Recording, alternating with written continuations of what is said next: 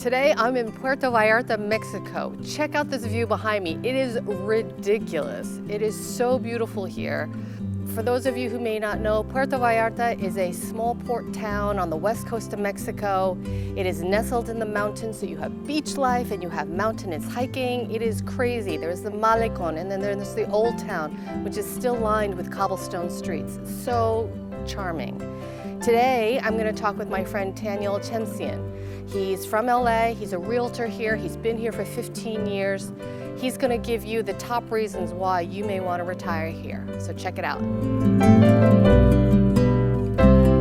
Thanks so much for doing this, really. My pleasure. This is very nice. Nice to see you again. It's been 5 years. Long time. It's been a very long time. I know. Did you miss me? I did. Well, clearly you had no reason to miss me, so. Those views are pretty outstanding, huh? I know. I've lucked out. Yeah, for sure. Yeah. I would not be able to afford a place like this in California, that's for sure. Are you kidding me? In New York, this apartment, like in Tribeca or something, would be ridiculous. Yeah, no, you're talking millions and millions of dollars. And then the property tax would be through the stratosphere, so. Please don't even talk to me. Yeah, the property tax here is only a few $100 a year. So that's what I want to get into. So we're here in beautiful Puerto Vallarta, Mexico. I'm not selling you my condo. Okay, fine. Cut through the chase. Okay, fine. Then cut. No. So tell me, how did you actually even land here? I was living this is 2001. While living in LA, I had a big birthday coming up. Oh. So I said, Steve, I don't want to stay in LA for my 30th birthday. I want to go somewhere fun and different. And he had been here the year prior.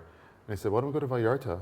I showed you the photos. It's really beautiful. It's a lot of fun. November is a great time to go because the rainy season has ended. Everything is nice and green and just alive and lush and wonderful. And I said, fine, done.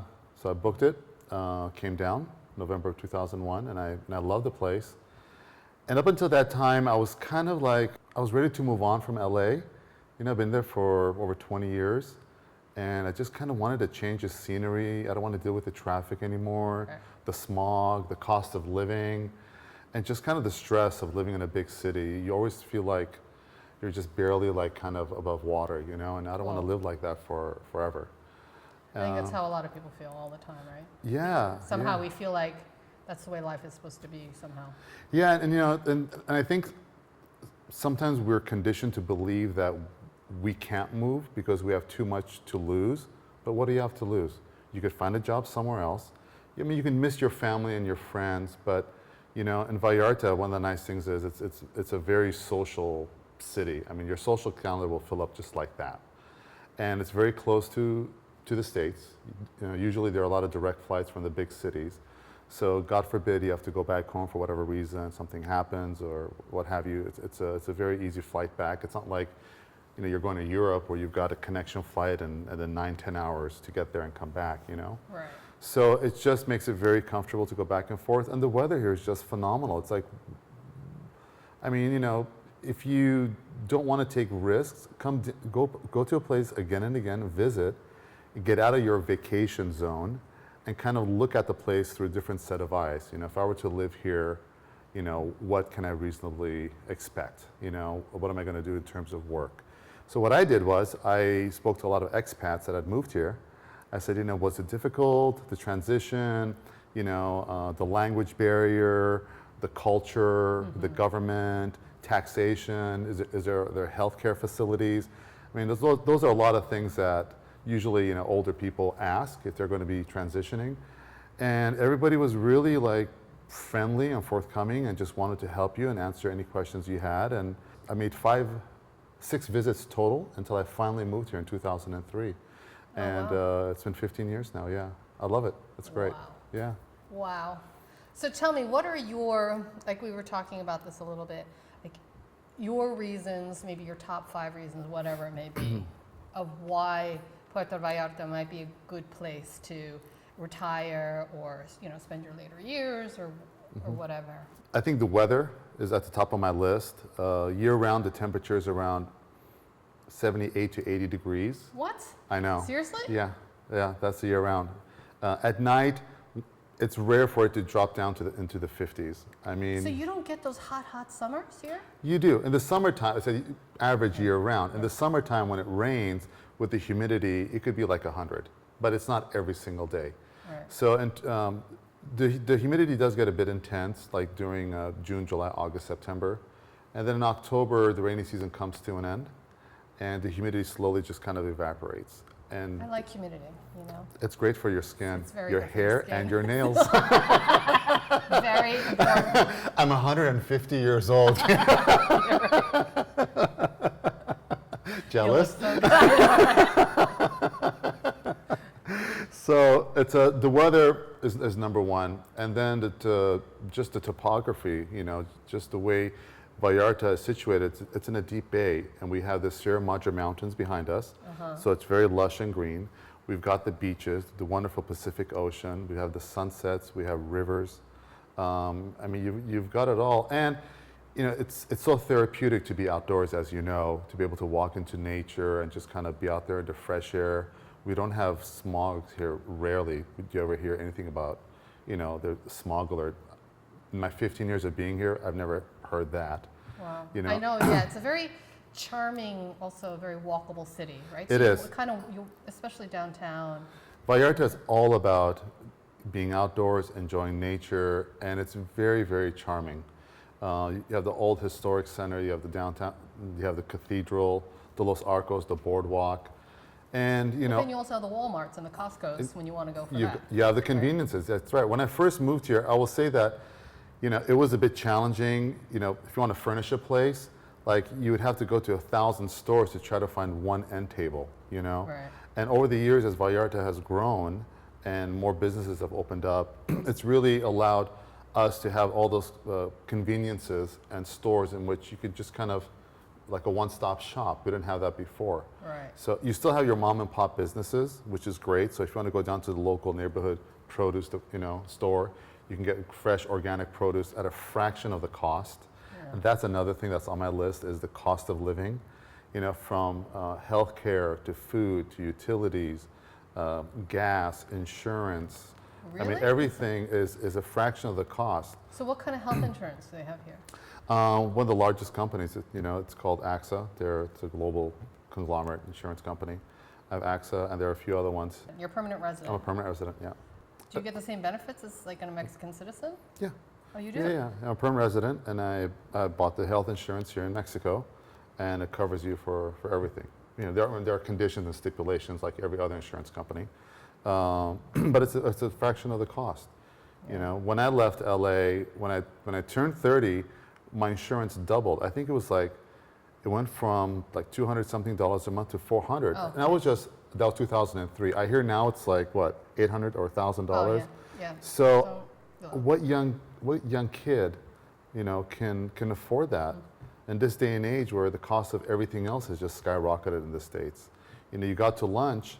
When I left Los Angeles, in Pasadena, I used to live in Pasadena before I moved down here. You know, if you went out to lunch, you know, for 3 people, it was basically $40-$60. Now it goes like, I went out with my sister, it's like $150-$200 for lunch in Right. Glendale. And I think this is lunch, Yeah. you know? It doesn't make any sense. Exactly. So the cost of living is a lot less. And so that helps as well. So if someone who's going to retire, they want to stretch their dollars, Right. you know, it's a great place to be. You know, like a place like this on the California coastline will be in the millions. Over here in Vallarta, you can find a place like this right now in this market anywhere from $350 and up, you know, for a 2-bedroom, 2-bath with an ocean view in the hillside, you know, and then your property tax is just a few $100s a year. That's a lunch going out in LA, you know? It's insane. I know, it's insane. It's insane. It's insane. And you have great weather, you have great scenery, you know, it's, you're always outdoors. You know, I can't tell you, I mean, I sell real estate here. I've been selling real estate here for 12 years. And so many of my US and Canadian clients, they said, you know, they're not planning on getting a car here. They'll walk, they'll take an Uber, call the cab, or just take the bus. You know, the bus here is only like, you know, 7-8 cents. I mean, it's 7-8 pesos, excuse me. So that's like, what is that? What It's is like- that? it's like- It's like That's like nothing, I know. It's almost free. I know. So Essentially, it's free. it's essentially free. Before I went into real estate, and I didn't have a car in Vallarta for the first 2 years that I lived here. So I used to take the bus and the cab all the time. And it's within 5 to 15 minutes, you're where you need to be. It's another beauty of the city is everything is in close proximity. So you're not stuck in traffic for an hour and a half in one direction and coming back, for 3 hours. Well, You know. being from LA. Oh, it's crazy. It's crazy right now. So that's something that we don't have to worry with. During the holidays and special things are happening in the city where you have a lot of people coming in. This is one thing, like New Year's or the American Thanksgiving, or Well, New York's the same thing, right? that's what it is. But for the most part, you rarely will find traffic, which is wonderful. Wow. You know. How are the beaches here? Beautiful. The beaches are great. You have some Clean, beautiful. clean. Some areas. I mean, there's like an undertow, so you have to be careful. It's kind of more wavy and choppy. In other places, it's just very, very calm. When you go to Boca Tomatlan Beach, you take a little panga boat, and it's like a 10-minute boat ride to get to Las Animas. Wow. So, and you can only access the beach from the water, which is really, really nice. Wow. Yeah, so it's great. Or if you want to go to Sayulita, which is a popular beach town north of the bay, that's about an hour north. And that's a really cool place to go and hang out. Well, no, we went to the Los Arcos rock formations, and they have little caves over there. Yeah. It's actually right over there. Oh. So it's those Oh, little yeah, islands. yeah. Wow. Yeah. Good Yeah, memory. Oh my kind God. of. Yeah. No, I just remember it being really beautiful. Oh my God. And then you talked a lot about, and this is a big issue for people who are older, of the issue of social isolation, where you feel like it's not an issue here.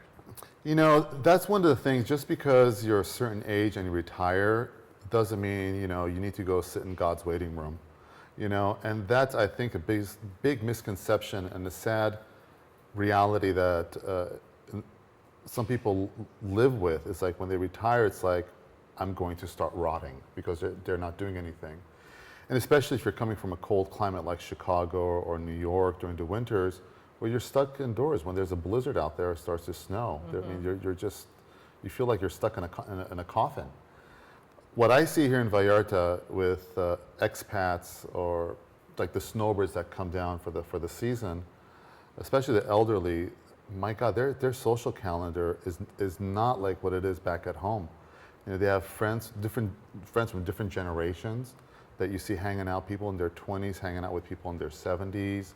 They're out at restaurants, they go to the beach, they're having parties.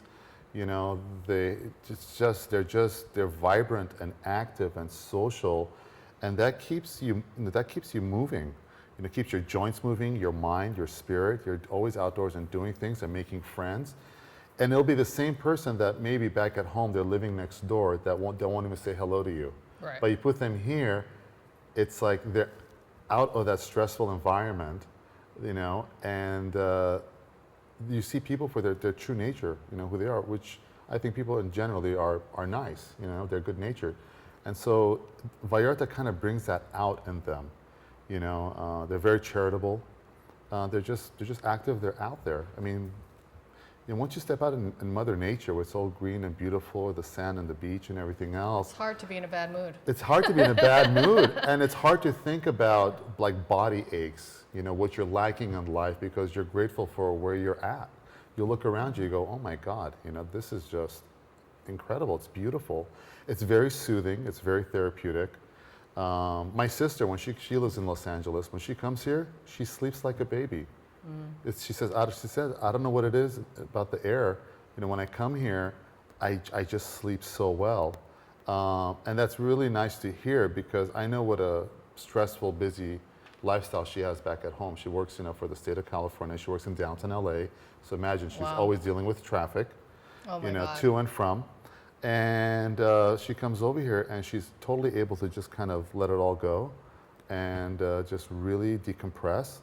And she goes back home, a new person. And so a lot of people come down here year over year over year, and people say, well, why do you always come? Why don't you go to a different place of the world? And I say, this feels like home. It feels great to be here. When you go to a restaurant here and you go back, let's say a year later, they'll remember you. Wow. They'll be like, aren't you da da da da da? You had the little dog, or weren't you with that friend who's really tall from Croatia? I mean, it's weird the things people remember. That's never happened to me back in LA. Well, you're kind of a famous figure here, so No, not. No. Oh well, So the culture here is a lot more giving, thoughtful, caring, and people like that. They're a lot more warm. And that goes with the climate, the food, the culture, and the history, and people. A lot of my friends that are Canadian Americans that come down or retired or planning on retiring, they love it. I mean, they're sad when they go home. Some of them are in tears when they go back home. So it's a resort town, but it's not like this retirement community where the whole city shuts down at 7 p.m. So there are bars, restaurants, a whole bunch of businesses that have opened up.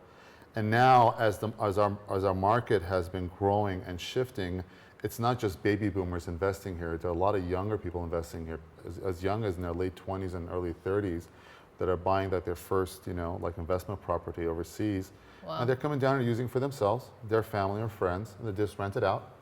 And then eventually, when they're here on a longer basis, they might upgrade and get a larger home, and then sell the other one, or just kind of rent it out and generate some income. That's awesome. Yeah. Well, what about some of the misconceptions people may have about Mexico and coming down here, and safety issues? And it's kind of funny. It's kind of funny and sad. It's the whole media sensationalism about the whole safety issues. I mean, I have friends in the States, and some of these big cities in the States have more crime than you do the whole state of Jalisco. You know that. No, I know. But you don't hear the U.S. government sending out advisory alerts, don't go to Chicago unless you really have to. That would never happen. Right. Well, it hasn't happened yet. But every holiday, I'm on the list. So I get these emails, and I look, and I just kind of roll my eyes and delete it. I mean, this is where I live. I mean, this is what you see. So it's, there's no perfect place to live. Right. I think sometimes things are blown out of proportion as you're being in the business and you've traveled all over the world, so you know fact from fiction. And I think one of the things that I would encourage, especially young people, is if you have the means to travel and see the world, go and see the rest of the world. Travel outside of your comfort zone, which is travel outside of your country, because that is the only way you're going to build up your own experience, your own opinions, and you can come to your own conclusions. Because otherwise, if you sit and you're just reading about places nonstop, you think you know it all, right. But you don't. You don't know unless you go and experience it yourself. Absolutely. It's like being afraid to get into a relationship. You're not going to know unless you try. So if you have the means where you can go and travel, whether it's across the border or on the other side of the Atlantic. So that's really key. I mean, that's the best thing you can do for yourself. It's very enlightening. It makes you a better rounded person, and it just opens your eyes to the rest of the world and cultures and foods and languages and governments and everything else. And you network. You make friends from all over the world. I mean, what's better than that, right? Yeah, it's awesome. Have a free place to stay. Yeah, seriously. Oh, lovely. Good to know. So do you have any kind of favorite places? So if someone's coming here for the first time, things that they should definitely hit and things that they should definitely see, just to kind of get a real sense of the vibe here. Yeah. I think if you're coming down here for the first time, I would say hit different pockets of the bay. So you kind of have you see the views and the lifestyle and what amenities and what's where, I think when you go to downtown, definitely walk the boardwalk, the Malecon. You have the Guadalupe Cathedral there. Walk in the hillside area right behind it, which is called Gringo Gulch. Gringo Gulch, yeah, that's where Elizabeth Taylor and Richard Burton stayed when he was filming The Night of the Iguanas. That put Vallarta on the map. That was back in the 60s, if I'm not mistaken. So that's all the paparazzi came down here because they're having their affair at that time. I know. Scandalous. The Americans bring the scandals down here, on this one. We're really good at that. Yes. And so definitely go downtown and then walk into the romantic zone, which is where my offices are located. And that's where right now you're seeing the largest concentration of new condominium developments going up, because all the restaurants and shops and galleries and bars, Gay Straight and everything else, it's all piano bars. It's all in that vicinity. One of my friends, Noel, he loves the piano bars, so he loves to go there all the time, every time he's here in Vallarta. And then I would say head south, go to Los Arcos, the rock formations and the water. So that's like a postcard, you know, that's an iconic scene of what Vallarta really represents. Go down there, maybe get on a boat, people go snorkeling, and then go to another beach further south from there. Two beaches actually, there's Las Animas and then Yelapa. Those are two really popular beaches. So if you're here for like 5 days, you could definitely hit those spots. Right. And then restaurants, I mean, we have the second most, the highest number of gourmet restaurants in all of Mexico, behind Mexico City. Really? So you could have anything from like, you know, $1 or less tacos from the taco stands on the street to, you know, like fine dining, you know, a filet mignon for about, you know, 60, 70 bucks. I mean, Wow. you've got that spectrum right there. That's awesome. So you could eat as comfortably or as luxuriously, you know, as you want, and have your Dom Perignon champagne and everything else. With your dollar taco. With your dollar taco. Yes, why not? Something's off here.